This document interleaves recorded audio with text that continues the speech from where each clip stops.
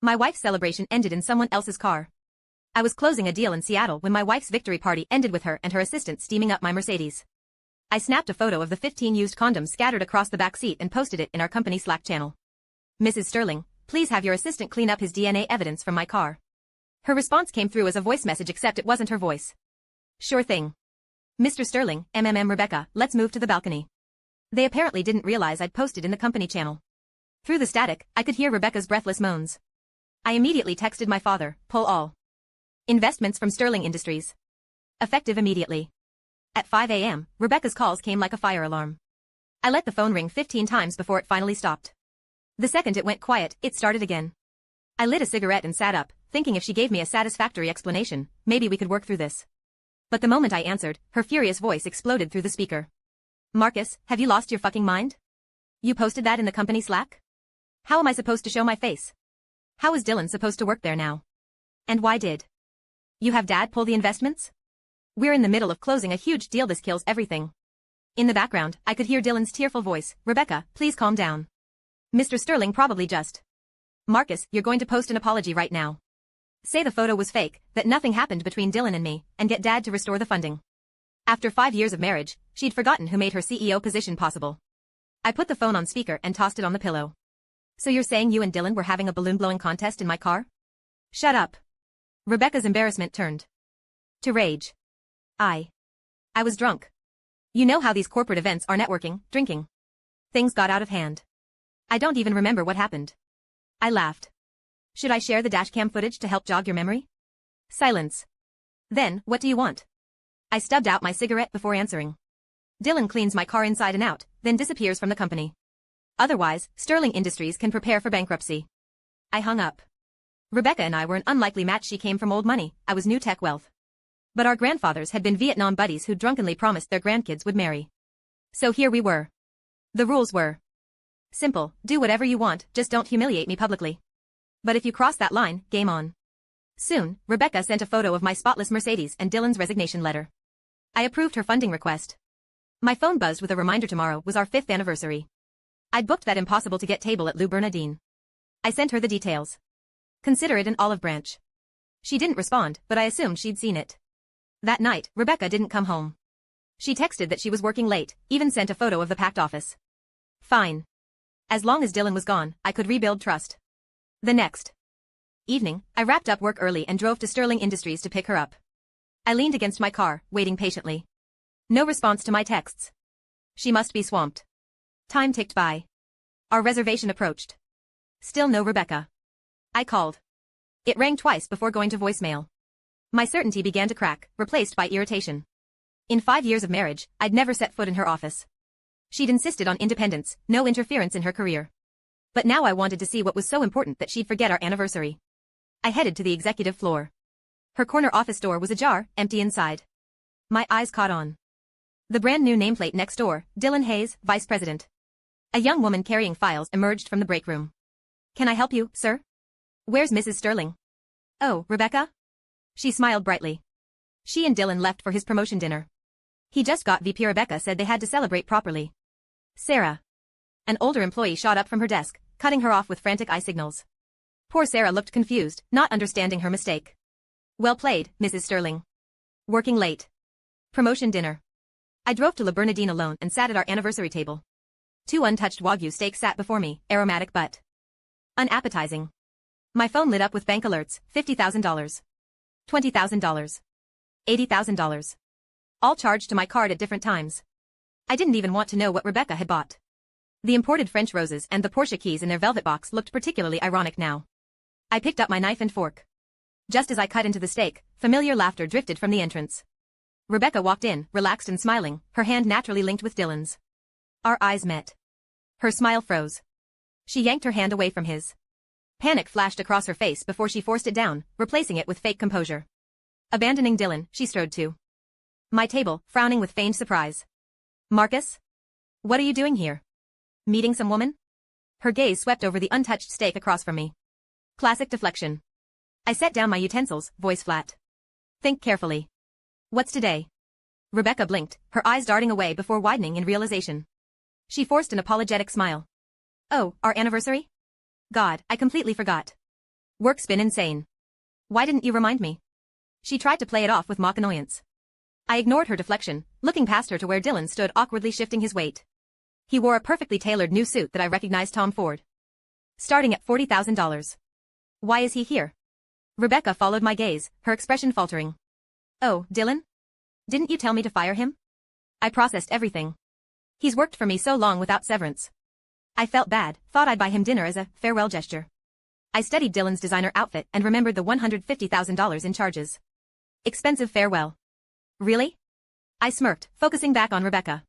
Since he's no longer an employee, have him take off that suit bought with my money. Right now. Or you can return the $150,000 immediately. Rebecca's face went white.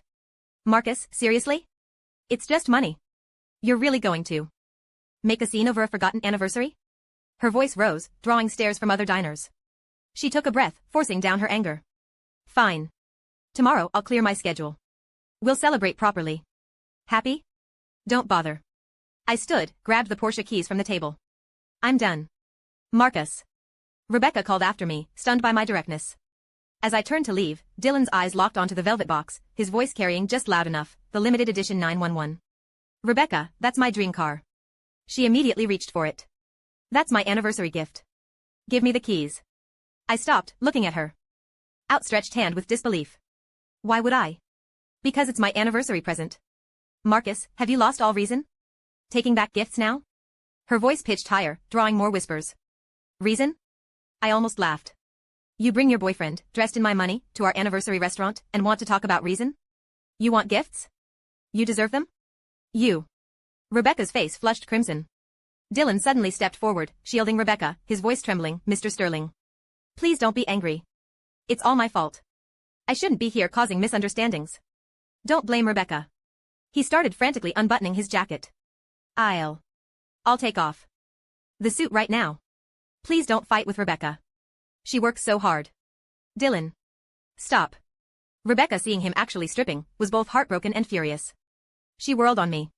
Look what you've done. He's just a kid. Can't you show some mercy instead of driving people to desperation over clothes? She shielded Dylan protectively, as if he were the victim and I the villain. The entire restaurant watched our drama unfold with barely concealed fascination. I'd had enough. I pulled out my phone and texted some old friends trust fund kids who knew how to party and keep secrets. Drinks. Girls. My treat. They responded.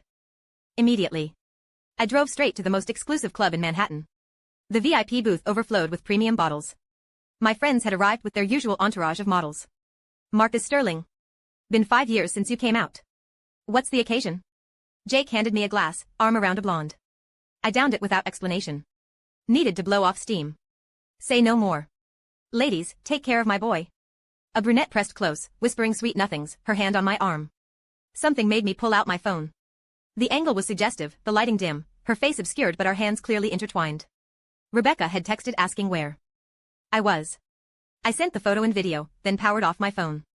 That night, I drank myself into oblivion. I vaguely remember the brunette offering to come home with me. I pushed her away. I woke the next afternoon with a splitting headache. Fumbling for my phone, I found dozens of missed calls from Rebecca and a barrage of texts. I tossed it aside and headed for the shower.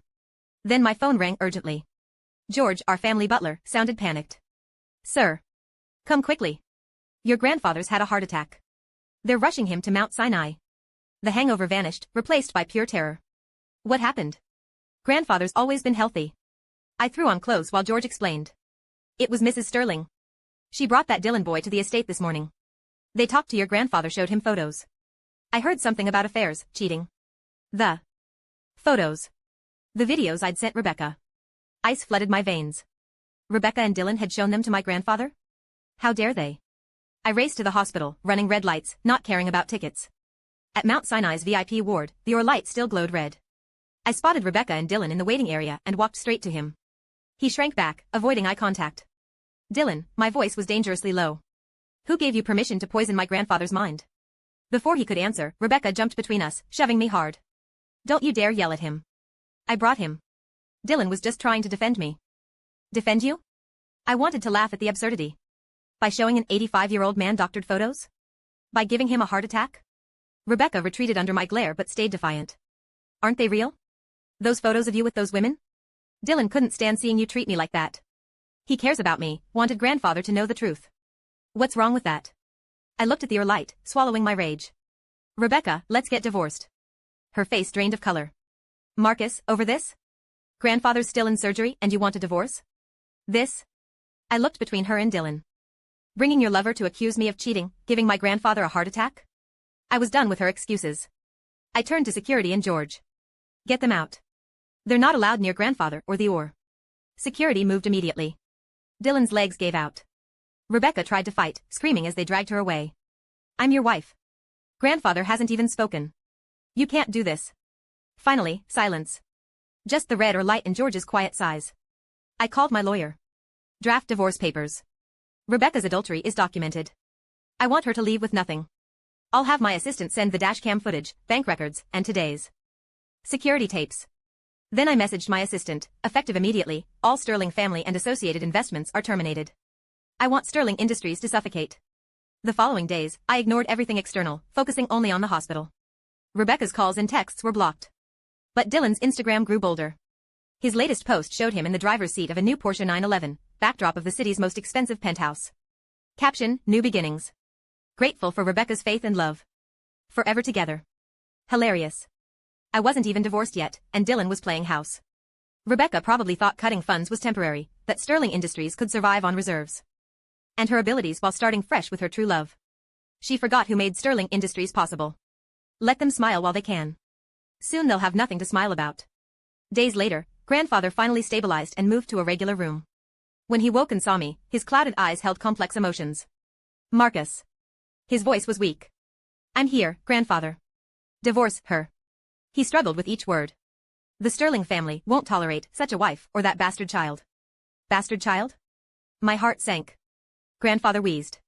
That Dylan showed your photos, said you were cheating, said he and Rebecca were true love, said she's pregnant with his child, said Sterling. Blood wasn't worthy. Violent coughing cut him off, but the meaning was clear. So that's why grandfather had a heart attack, not just photos, but Rebecca pregnant with another man's child. Rest, grandfather. I'll handle everything. Walking out, I called my assistant. Notify all banks to freeze Sterling Industries and Rebecca Sterling's accounts. Call in all loans immediately. Tell every supplier and distributor to cease Sterling Industries partnerships. Cancel all orders. We'll cover penalties. File intellectual property lawsuits on all Sterling Industries patents and technologies.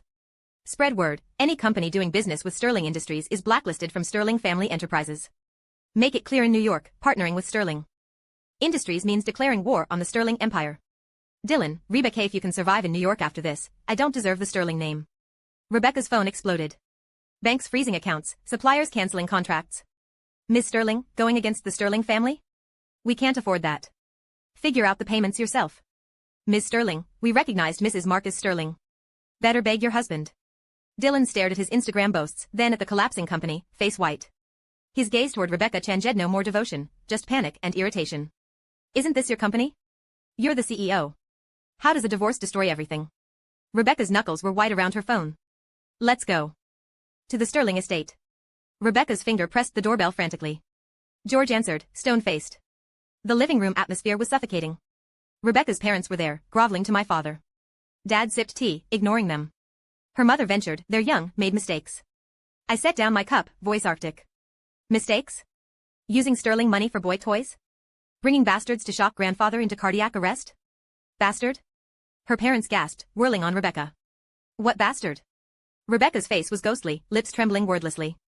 Since she wouldn't speak, I did. Dylan's child. He told grandfather personally Rebecca carries his baby. That's what triggered the heart attack. What? Her father shot up, pointing at Dylan then Rebecca. Whose child? Tell me.